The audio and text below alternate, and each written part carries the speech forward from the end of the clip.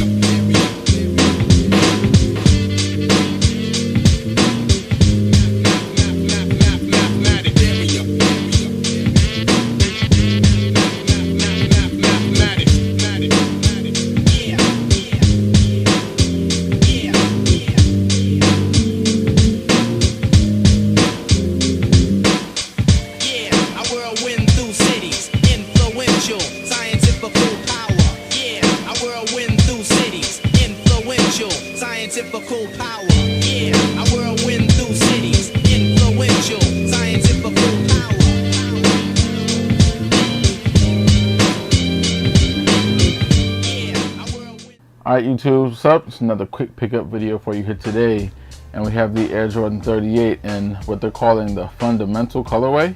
I guess it's fundamental because it's just like a standard, what would have been a Chicago Bulls colorway. And yeah, these are really nice in hand. I know a lot of people didn't like the 37s last year. They didn't like the way, like the materials they used, aesthetically. They thought they felt cheap, so on and so forth. These, it's like night and day with the 37. Like these, just in hand, when I got them, I was just feeling them, and it's just like, wow, these really feel. They don't feel heavy because they're pretty light in hand, but they just feel well built with the materials that they use and the way everything is put together. It's like this is a whole shoe. It's not like, you know, the 36s and the 37s felt really thin, you know. These feel like an entire shoe, like a whole shoe. And then this colorway is really beautiful. Obviously it's just your standard Bulls colorway, but I like the way they did like the white and black with the red accents. And obviously this being the 38 is going to take some of those design nods from the Air Jordan 8, which this is the 30th anniversary of the Air Jordan 8. So some of the cues, we can start with the tongue. So the Air Jordan 8 had the Chanel tongue, that's basically had the Jumpman with the Chanel around it. So this part here is kind of mimicking that. This is kind of like a vinyl material. I don't know if, suppose you can hear that. So it's kind of just going around the Jumpman. It's kind of, I guess it's mimicking the way the Chanel did it on the Air Jordan 8. I don't know why they didn't just do it with the Chanel, but oh well, it's just a little subtle wink nod. Kind of the overall cut and shape of the shoe a little bit reminds me of the 8. And then the main other thing is, we know the 8s, their main feature was like the cross strapping.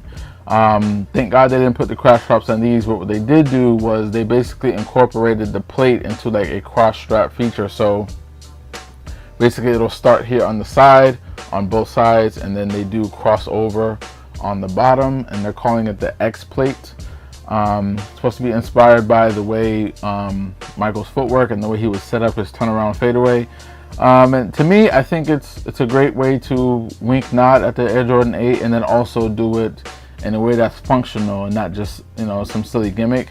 Like this really makes sense because the way, you know, the way it opens up there and it keeps these spaces open for flex grooves, but you still have like a good amount of support under there, under your forefoot, under the ball of your foot, when, you know, when you're planting and pivoting, so on and so forth. So I do like that it's functional and it looks good.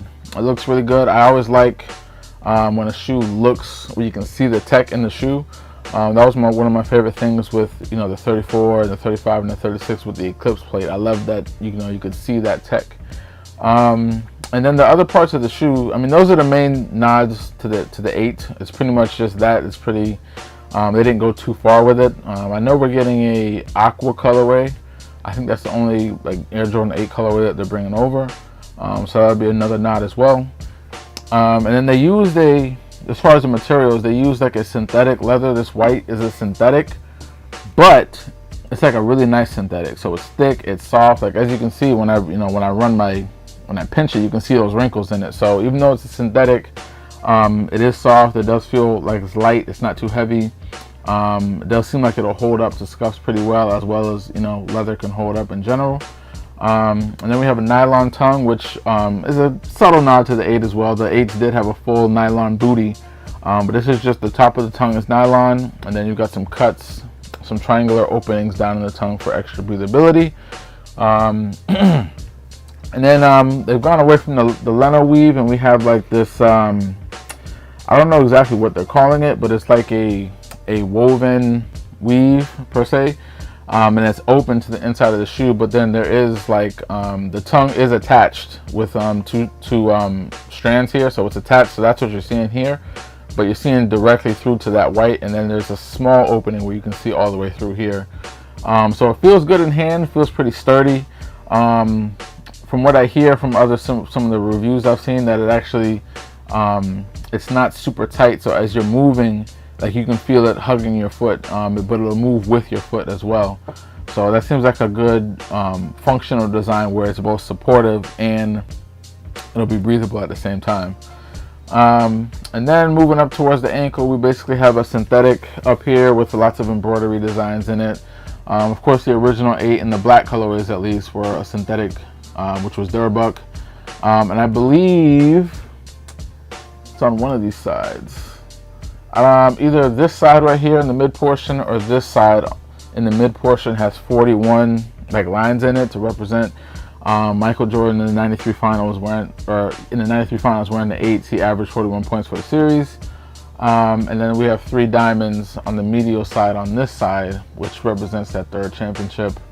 And then they also on the back of the tongue have the 93 3rd championship ring there as well. So just a couple of winks and nods to the Air Jordan 8 and just to 1993 in general with what Mike did that season. And then we got just a normal Phylon midsole. And then you see on the red part on the bottom that comes up here, that's the Cushlon, they're calling Cushlon 3.0. And this is super soft to the touch. Like I guess I can squeeze it on camera, but you can't really tell how soft it is just from watching me squeeze it, but it's like dumb soft. Like there's no way this whole midsole could be be Cushlon 3.0. It would be way too soft. It wouldn't be supportive enough. So and it's really comfortable on foot when I tried them on. It's these have a zoom strobel, and then they have the Cushlon 3.0 at the bottom there with just the midsole. And while they are comfortable, they're not like super bouncy comfortable like the 36 and the 37 wore. It's more like just like a soft cushion and plush comfortable. So for my hoopers out there, it might be a little bit of a different setup from what you were used to with the 36 and the 37, but I do still think these are going to be very nice overall. Some of the performance reviews I've seen already are rating these pretty high. They seem like a lot of people like these on the court. And of course, just continuing with that, if we're going to do a performance review, even though I'm not playing, you do have herringbone traction on the bottom, and this particular colorway does have a clear sole. From some of the other reviews I've seen, this clear sole actually does work pretty well on clean courts. Dusty courts, maybe not quite so well. So that's just something to keep in mind as well for the hoopers. And then getting to the fit, if you've been on my channel a while, you know I'm kind of in between sizes like 12.5 and 13. And then for hoop shoes, I do prefer a more snug fit. So I did buy 2 pairs. This is the 12.5. I bought a 12.5 and a 13. For me, the 12.5 fit best. It was snug overall, but I did have enough toe space where I felt comfortable going with the 12.5 as opposed to the 13. Because that's the one thing I really hate. And one of the main reasons I go down half a size from my hoop shoes is I don't like that dead space in the front of the shoe where I feel like I'm wearing a boat. So for me, going down to 12.5, which is, I guess that's my true to size for my hoop size. For a lot of my hoop shoes, I do go down to that 12.5 just to get a more snug fit. My true size in general is 13. So for most of you, your true to size should be fine for whatever you do for your hoop shoes. But as always, the best option is to go try them on if possible, or just do like I did, where you buy 2 sizes if you're buying them online, and just return, you know, whichever size you don't want. But yeah, that was yeah, basically I would say go true to size, or maybe down half a size. I've heard these are wide foot friendly. I don't have a wide foot, so I can't speak to it. So maybe, you know, you would actually stick to your true hoop size, or go up half a size. Like I said, best option, we all have different feet, different shaped feet, etc. So best option is always just to try it on in store if possible. But yeah, man, that's pretty much it with these. Bro, these are really nice, man. Just in hand, and just seeing them in hand, I really get that feeling of, you know, you're getting that new Air Jordan. These really feel like an Air Jordan, where it encompasses, you know, the premium feel, like a premium product, but then also the, you know, the top of the line in terms of performance. So I really think they nailed it this year. We'll see how they do with the colorways. I don't know if there's any other, you know, Bulls colorways coming that I would really prefer. But we'll see. I know the Fiber colorway is dropping next, and those are pretty clean. I might cop those as well. But yeah, that's pretty much it. So we have the Air Jordan 38 in the fundamental colorway. As usual, if you like this type of content, do all that good YouTube stuff for me. Like, comment, share, and subscribe. And I'll see you on the next one. Peace out.